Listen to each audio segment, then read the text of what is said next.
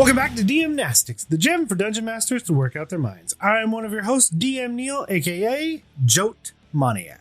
And it's me, your other host, DM Celeste, aka Sea Witch. Dun dun dun.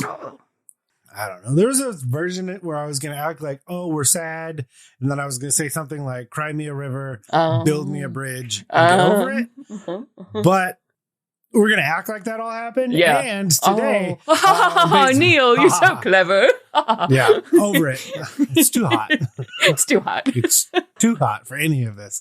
But we are going to be talking about an exercise called Building a Bridge. Because today we are going back to our West March style series in Dayeimbe and continuing to build out bits and pieces of the overworld map. And what questions did we ask on this West March style map building exercise? Yeah, so on this one we showed a cool little region that has like sort of a tri-river split sort of area and shows this like cute little bridge on the map. And so to the northeast of Lysel village is a bridge at the connection point between two rivers. So we looked and asked, hey, 1, what do people call this bridge? 2, what is an event that has occurred at this bridge before? 3, what is a quest that can be given to PCs to complete in relation to the bridge? 4, and then of course, as always, you do you. So I really like this one. I picked this one because I realized how infrequently I put bridges in my own games. Yeah. Which is very odd because of how many folklore and stories surround bridges. Yeah, I mean, I can think of at least like 15 different fae or like fairies from folklore that have something to do specifically with bridges, which is, that's wild. Yeah, like bridges are a very commonplace thing. Yeah. For a variety of reasons. So that's why I thought it'd be a great exercise to kind of go through. So what are some options for bridges? Yeah. So that I don't take it away from you, which of the ones on the Discord did you want to highlight today? Well, it's kind of cool because everybody sort of built off of the same like concept. So I feel like we should just go through the posts kind of in order there and sort of talk about, because I really like the story that everybody built. You guys are so talented. But yeah, so we started things off with Madiga, who went ahead and named the bridge the Confluence Bridge, which I thought was cool. That's a very impressive name for a bridge, 1. So absolutely excellent. But speaking of names as well, Faye Moore in the next post gave it a nickname. It's also called the Notch Bridge, based on like a really cool local tradition they do. But back to that first post there. So the Confluence Bridge. And in the past, basically why this bridge is famous, because this bridge is a new version of a bridge that was previously there, but was destroyed because this town is like surrounded by mountains on all sides. And apparently like a bunch of monster activity happened like up in these frosty mountains. And there was like a mass flood, like when the ice like melted and just totally destroyed the last bridge. So now they've rebuilt the Confluence Bridge and everyone's like, yeah, this time it'll stay, it'll keep us safe. But the rumors of these like ice giants and frost salamanders are like activity is rising again. So it's really great, already creating a bunch of drama and like this really cool history around this bridge. So Madiga, great job. Yeah, and a great job of like seamlessly folding the questions together, which is always interesting to see people's different interpretations of like, okay, I'm going to answer all of the questions, but some people will also just naturally answer them as it goes through. So one of the things is the town near the bridge is starting to post kind of adventurers to say, hey, we're not 100% sure if there are ice giants, but we're definitely sure that there are frost salamanders and we would love it if you went and dealt with that so that what happened last time doesn't happen again. I also like the note that to emphasize this point, whenever the adventurers show up, there is like a frost salamander corpse that is being roasted, literally like luau style, in a pit in the center of town to like as proof that there are indeed frost salamanders about. Nice. It's an instant attention grabber for sure if you're looking for adventurers. Those moral quandaries. Nah, it's fine. But then the next one too, so Faye Moore, who, gave it this kind of that same bridge, sort of this nickname, also like the locals call it the Notch Bridge, Because specifically when people like cross over the bridge to like go on a quest or something, it's traditional to like leave a little notch like on one of the stones of this bridge. And then when you come back safely, you notch it again, like to create like an X pattern. So it's like a record of like safety, you know, like making the journey back home. And then they also have like a little tradition where they celebrate, you know, or like it's a little like funeral thing or like rites for all the notches like that didn't get crossed for all those who didn't like make it back. And I'm like, that is so sweet and feels like totally like a true to life local tradition that just is a great little piece of world building to like get people, you know, involved and in like immediately care for the people in this village. Yeah, it's also a really interesting. There's a really interesting mechanic. Not mechanic. That mechanic sounds wrong. We're going to work towards what word I want, but we don't have it. So for the time being, there's an interesting mechanic that you can kind of use with this, because we've talked about this before, where if you throw something really, really difficult at your players and you've done nothing to indicate its level of difficulty, it can feel like you've yanked the rug out from under them. If like a TPK happens and they never felt like they had the opportunity to understand that running should have been their choice. Yeah. Or basically just completely unawares. One of the things you could do is that if this notch system is prevalent in this society or this area, is that as you go further and further into the wilderness, less and less notches are going to be happening because less and less people are going to be going coming that back. Far. Yeah. But what you could notice is less and less notches are being marked coming back. And so you can like kind of clue into the idea that the further you go, the more dangerous it is because more and more notches are not. Yeah. And I think that's a really cool way. Or even having a cave where nothing is marked. Yeah. Yeah. And be like, and so, oh, Lord. Yeah. Like, danger. Yeah. That's totally like a clever and nice way to indicate that, right? Without breaking the immersion. I think, yeah, that's a really cool trick just to keep in mind for sure. Well, okay, it's turning into a whole episode on its own, and maybe we'll get around to it eventually. But this is also the excitement that we're kind of alluding to is also the level of excitement you can get when you kind of start playing into things like Thieves' Cant for a certain player, or Druidcraft for a certain player, or certain things like that. When you're giving the clues that the players can now start to recognize, like you've given this clue, and then you're giving a very in-depth description about the cave, noting very specifically all of these notches, and none of them are crossed. And so, yeah, again, I don't know that mechanic is the right word, and I really don't think it is, but strategy, storytelling, strategy. Sure, mechanic is fine. Yeah. And the other one that we have is from Sword Spear, but every year the bridge needs a bit of maintenance and care.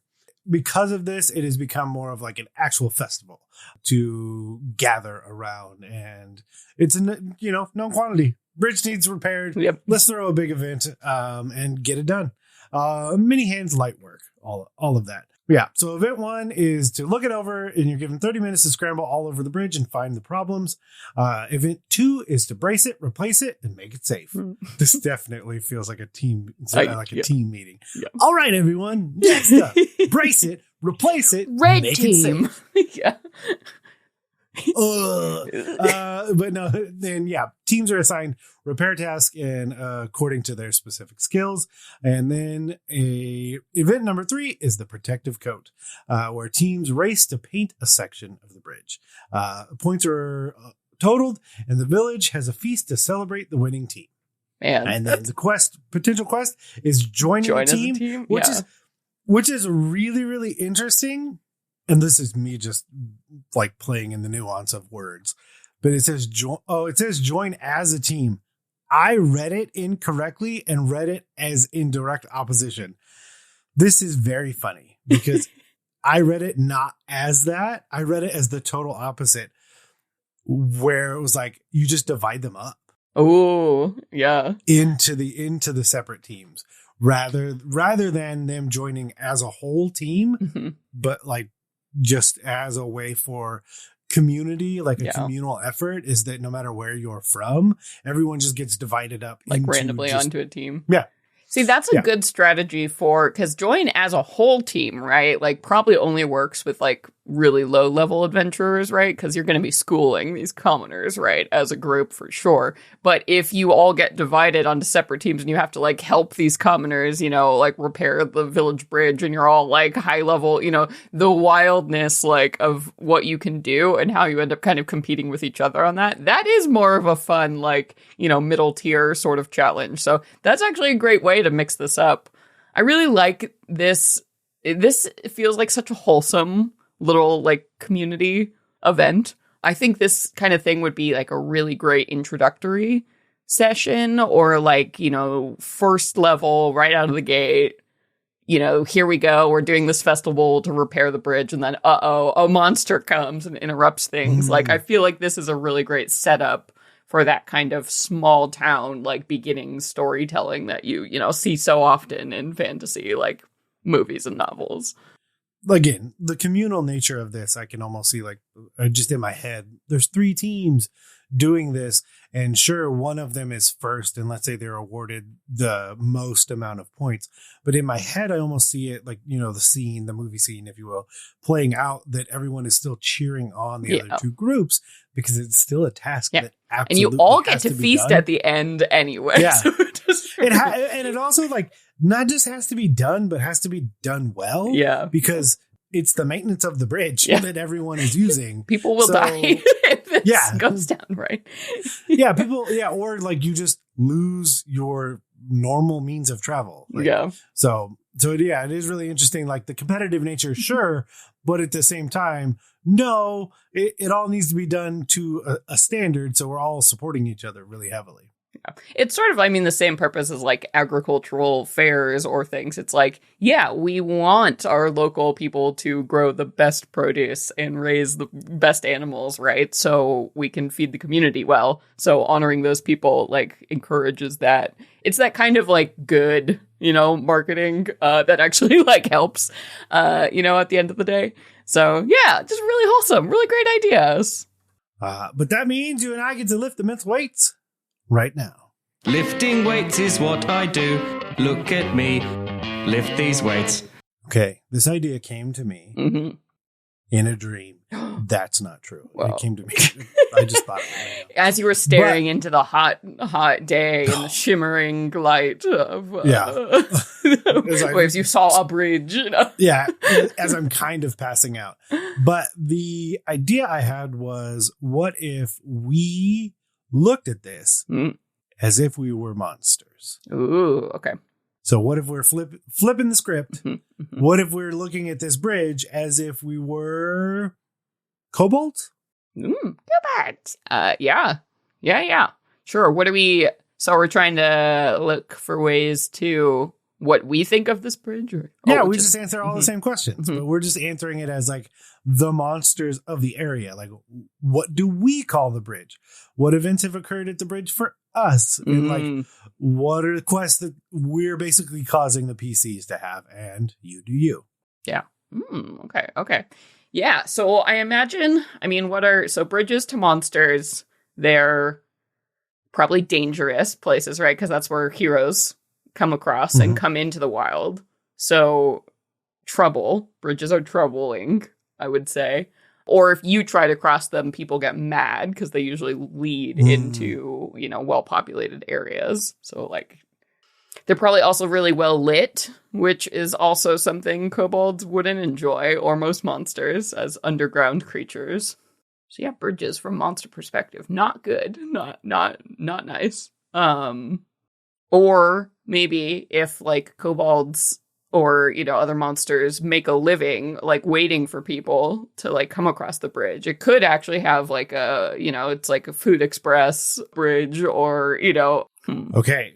If we're how over the top, whatever, I'm just going to say it. Clearly, this is a ridiculous kobold that I'm going to play. No, we're just calling him Jim Jam. Jim Jam the kobold has come up with the idea that instead of ambush, he calls it I'm a bush bridge. because he hides as a bush. That's incredible. It's an incredible idea. And then jumps out and tries to stab people. Yeah. So as they come across the bridge.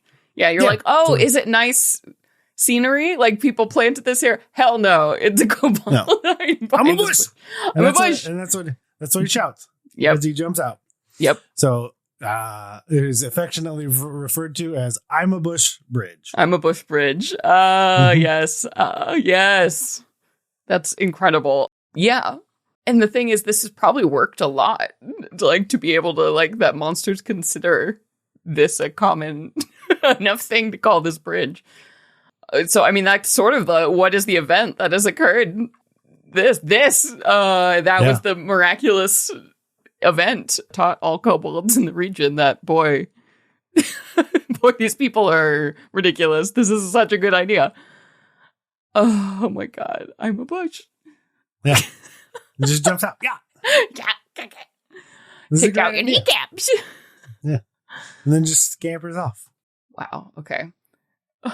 So, yeah, what is the event that occurred at this bridge before?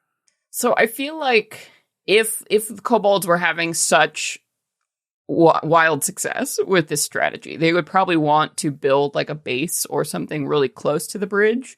So what if they're actually burrowing or mining out dens in that same cliff, where the bridge connects on the far side? So that is actually causing some instability issues or something. People in the town have maybe started to notice the bridge is leaning or dropping, and they're like, what is going on? And they don't realize they have an infestation of these of course there are the stories of those bandit kobolds, and there are wild kobolds in the area, but they're growing an actual anthill right underneath the thing. So the quests have to go figure out what the heck is happening and go clear that out, because everybody's worried about what's going on in the mountains, but actually it's right here down below in the cliff, right under the bridge itself. That's the real problem. Yeah, and there's a lot you could do with, as soon as they're starting to burrow in that area, are they tapping into the water table? Mm-hmm. Are they tapping into the river itself? Are they tapping into, like you said, the foundation of the bridge? Are they tapping into other monsters? Or they stumble into, and now you have a compounded issue. Who knows? Who's to say, though, that monster and the kobolds, Jim Jam and otherwise, don't just get along? Yeah. And so, yeah, there's a lot that you could do as soon as they start burrowing down. The possibilities are endless. And like you said, there's... Yeah, because they could be the ones upsetting these ice salamanders and ice giants if they're undermining, and wrecking their caves, making them unstable. It's forcing the ice salamanders to come down and closer, lower, to closer to the village. So, or they could be working together. An ice giant has decided, hey, this is my land now, and kobolds, as long as you pay me taxation from your I'm a bush bridge, that's fine. Do what you want. There's plenty of ways to go for sure, and easily scale that up or down to, the needs of your party. Okay. Number 4, you do you. I wonder if there's something the kobolds could do in reverse, because there's the crossing the notch on the bridge, whatever. If there's some kind of way they track how many people got bushed on their side. Yeah, they put notches in a tree, though. In a tree, yeah. They have an elder bush somewhere that they, it's this tangled mass thing, and they're haha, for everyone that we get. I love it. My you do you is that Jim Jam has taken up becoming a druid. Oh, yes. For the ultimate. Ultimate bush. Yeah, summoning. Oh my God. Awakening. There you go. Speaking to plants. Now, they'll make the plants make noises, and then people get distracted, lure them across the bridge. This is a great idea. Jim Jam is killing it. He's got a whole empire going. Figuratively, everything. Literally. It's great. All hail Emperor Jim Jam of the below. Jim Jam.